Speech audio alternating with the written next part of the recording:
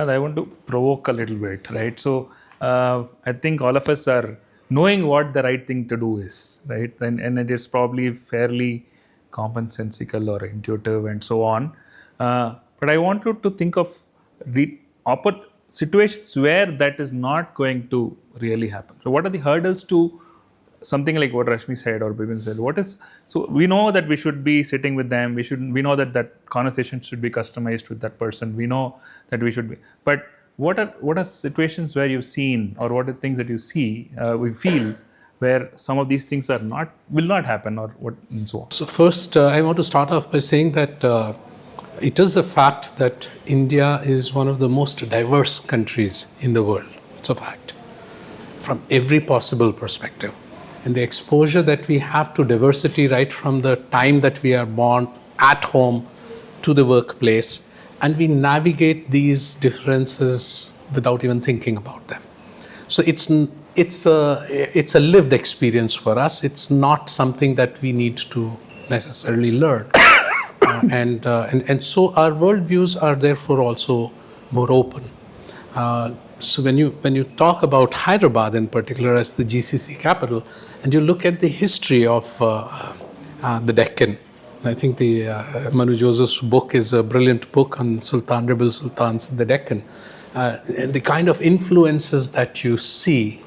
So one parallel that I can give is that these sultanates, you had a Nizam Shahi, Ahmad Shahi, etc. You had these 5 sultanates. And what Manu Joseph finds and digs out is that every time that a new ruler came into power, they got their chiefs who were completely imported from Turkey or from the Azerbaijan or from Iran. A lot of them came from Iran. And so, and the reason was that if I want this group to stay loyal to me, because there was a lot of fight for power grab, and the succession was not very smooth. And so if somebody came into power and they wanted to prevent anybody else from overthrowing them, they built a circle of people who were foreign to the local culture, so that they could not get influenced by the others. And so now, for example, you have the AC Guards, which is the Abyssinian cavalry guard. You have a Habsiguda, which is where you have people from Yemen here who are settled in what is called Barkas, which originally stood for the Nizam's barracks, because it was these Yemeni soldiers who were there. So I think there's this very interesting history. So to your point, there is a huge influx of people from the north, because obvious reasons, the opportunity is not as much there. And you have these people who are coming in mostly from the north. Now, I don't know at what point of time there is this concept in economics which is called gentrification. Now, gentrification means that the place that you were living in suddenly gets discovered by businesses, and suddenly the lifestyle goes, moves up. And so what you were able to make do, the money you had, is suddenly less. And so you look at the property prices, you look at all the... Hyderabad is very fond of eating. Now, and there is this enormous concept of value for money. You go to the Irani restaurants or the typical, authentic Hyderabadi biryani places, ambience is not paid for. So it's the food that people are after. And they appreciate that. But that is going to slowly go away. And so there will come a point, like it happened in Bangalore, where the local population who's kind of going to feel that they're being left behind is going to kind of dig in or have a difference. And so I don't know, I hope that doesn't happen, but I think both the corporates and the administrators have to keep a very eye on it and stay a step ahead. and say and ensure that the local people do not miss out on these opportunities. And to the government's credit, I think both the governments have been brilliant in staying slightly a step ahead of ensuring that these benefits that come from a gentrification of the city also pass on to the locals. Otherwise, there is going to be an issue. There's an example, a friend of mine. So he's in a retail brand and he has a team in the GCC here in India. And so he was telling me of a situation where they had transitioned some work to the team here in India, and it was running for some time, and then he came down for some review or so. He realized that the process that they had shared had a flaw, and the team here was continuing the flaw because they were not sure they can raise their hands to really question that thing, right?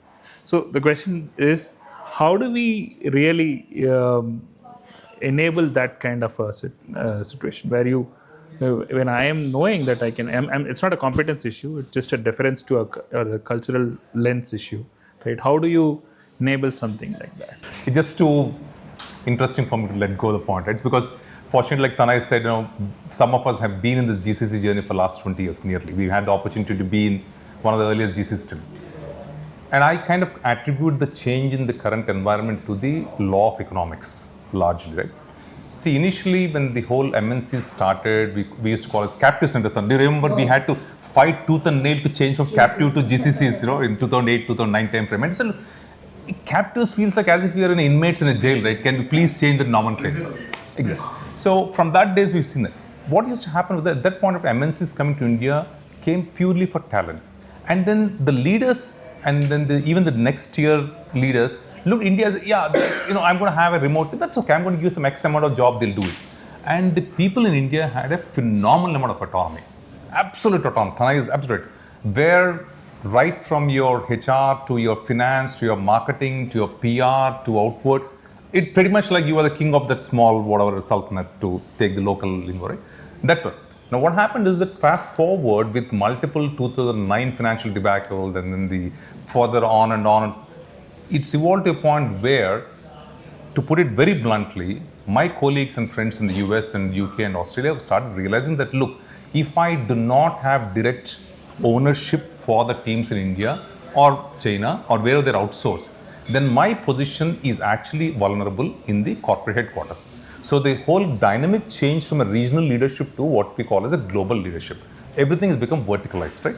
To a point where today, with due respect to all of us out here, this so-called site leader has become a fancy term. It has no meaning at all. In fact, there is no concept of site leader in India today in GCCs. We all have a primary functional role, plus we also wear the extra hat of site leader. That it's no more a pure play role, right? Finance report directly to global, HR report directly to global, even the facilities report directly to the global.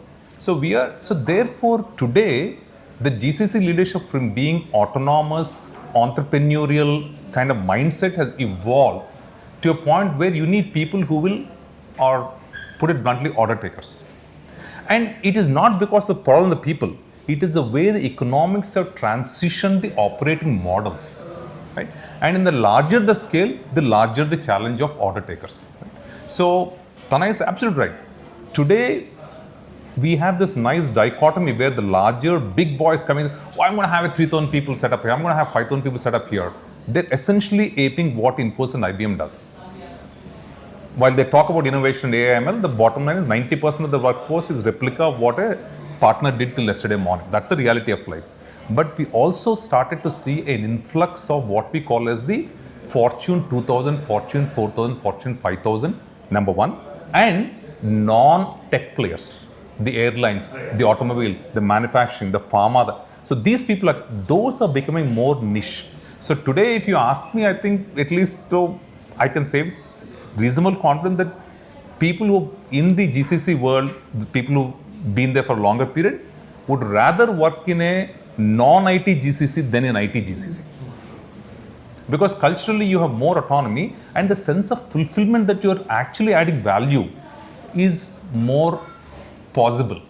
Whereas in the traditional large player ICC, you have fancy titles, everything else, but your ability to move the needle on your own initiative is next to nil. But see, ultimately the larger point always remains, why is that GCC being set up? Do you just want me to follow the orders and still treat me like a low cost center, or you want something to be done meaningfully from here? That is the starting point. And like you rightly said, that if you want to own the direction, control everything from there, then effectively I'm just expected to obey orders. And then sometimes maybe I am expected not to think and just to do. So if I am just expected to do, then I am doing it well. So ultimately, what is the charter? If the charter is that I am sending the work from there over there, the work is completely operating in silos in disconnected world. Here I am centralizing everything, bring the best practices, streamline processes, optimize, transform, etc. Then things will change. Till such time none of that is happening, then I don't think that it's the people that are to be blamed. Because the charter, that determines what the outcome will be, and not, we can't just look at the outcome and say, "Aisa kyun ho raha hai? Why is it happening?" But it's designed for that. It is designed for an outcome which the outcome is happening. Designed for failure, then we cannot blame the Let's failure. not call it failure. No. It is designed for what the I am saying company's that objective is. in that case, if a mistake was being done and that mistake was continued, and that if mistake that is being covered as failure, it was designed for failure. It's not in design failure. It was a standard operating procedure, and the team was expected to follow.